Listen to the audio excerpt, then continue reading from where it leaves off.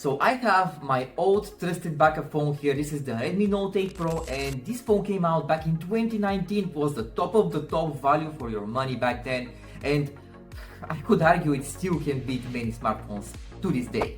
But we're gonna be comparing it to the newest iteration here, which is the Redmi Note 15 Pro Plus. You can treat this video more like a review of the Redmi Note 15 Pro Plus with a little bit of a twist in comparison with its predecessor, the Redmi Note 8 Pro. So guys, those are 6 years of upgrades, design, cameras, battery, performance. We're gonna be testing it all, so let's find out just how far Redmi has evolved, starting with the design. Now the designs, as you can imagine, are quite different because at the time they were using this very colorful light reflecting back on many of the phones, including the 8 Pro, which I honestly miss a lot sometimes, versus the minimalistic design of course of the newer 15 Pro Plus. But I really like this pattern on the back, on the white version in specific.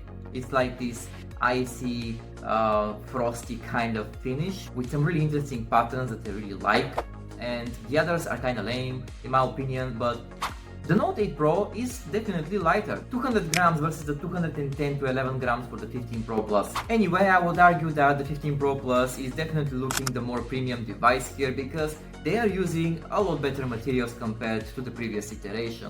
Next, let's talk display. The Note 15 Pro Plus comes with a 6.83-inch OLED 1.5K screen with 120Hz refresh rate, wild peak brightness up to 3200 nits, Dolby Vision Plus, HDR10 Plus support, and protected by the brand new Dragon Crystal glass from Xiaomi. This means daylight, no problem at all. It stays sharp, super bright, and looks very premium. Colors pop, contrast is deep, and scrolling or gaming feels smooth as butter.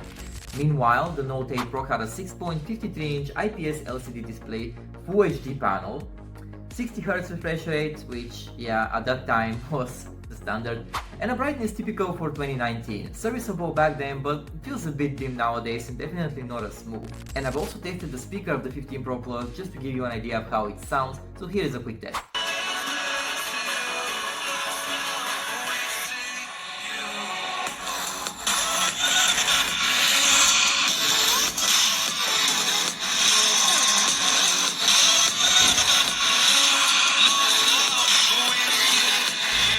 Now the 15 Pro Plus gets some modern perks, in-display fingerprint, which is very fast by the way, stereo speakers with Dolby Atmos USB-C audio, possibly IP level water and dust resistance, of course depending on your region. This is the Chinese phone that I have, but there is also a global version. There is updated connectivity, 5G or faster networks, newer Wi-Fi, Bluetooth radios, and of course plenty of AI and customization features, which I'm gonna talk about later on in this video. On the 8 Pro side, you had a headphone jack, which is honestly one of its best perks when it comes to features in 2025, you know? But there was also a micro SD card slot, if you didn't go dual SIM of course, and a simpler but functional feature set. Now under the hood, the upgrade is huge. The 15 Pro Plus runs a modern high-end chip, Snapdragon 7S Gen 4 in the top variants, with plenty of RAM and fast storage, and boy can you feel that. It breezes through gaming, multiple apps, editing, multitasking. Everything you throw at it, it just handles it flawlessly.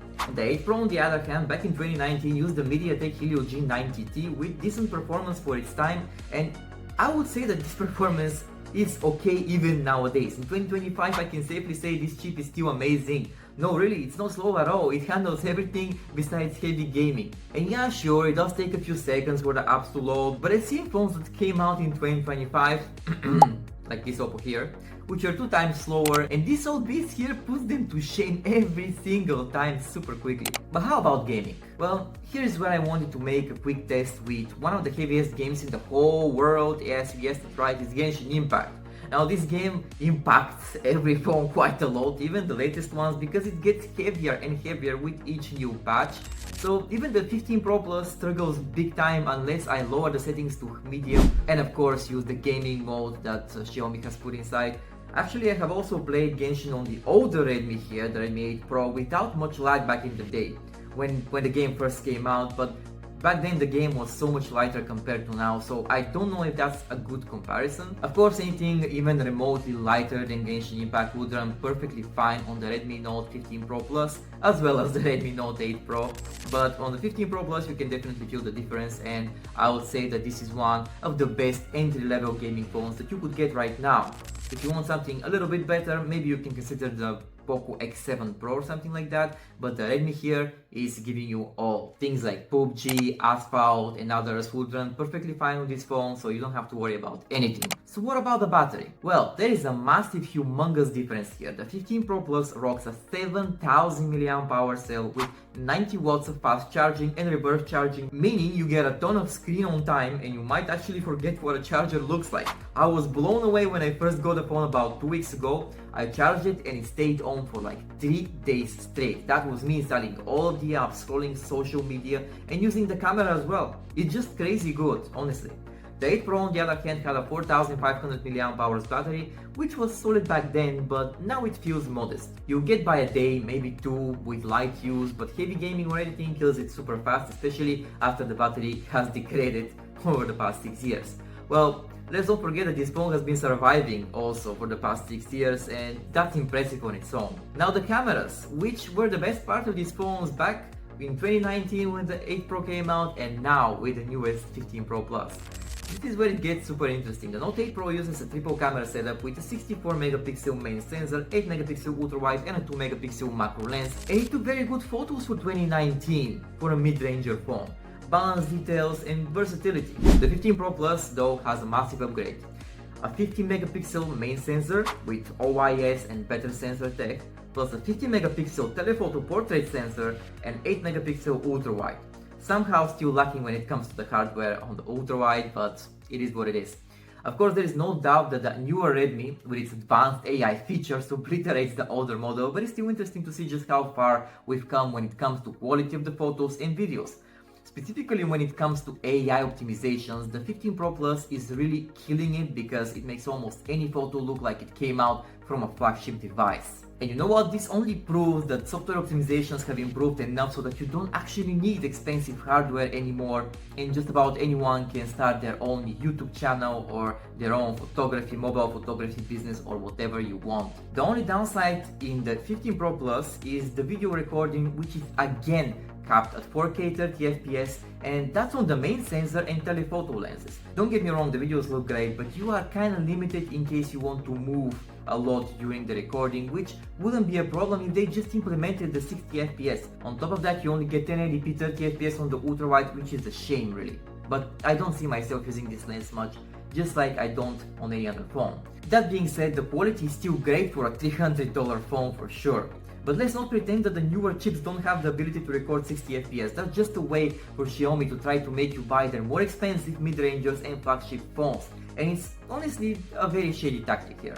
But tell me, what do you guys think about this down in the comments? And if you have liked this video so far, I would really appreciate any sort of engagement. Liking, subscribing or leaving a comment, it all makes a difference and helps me grow this channel and make better content for you. So thank you so much. Moving on. Let's talk a little bit about the software.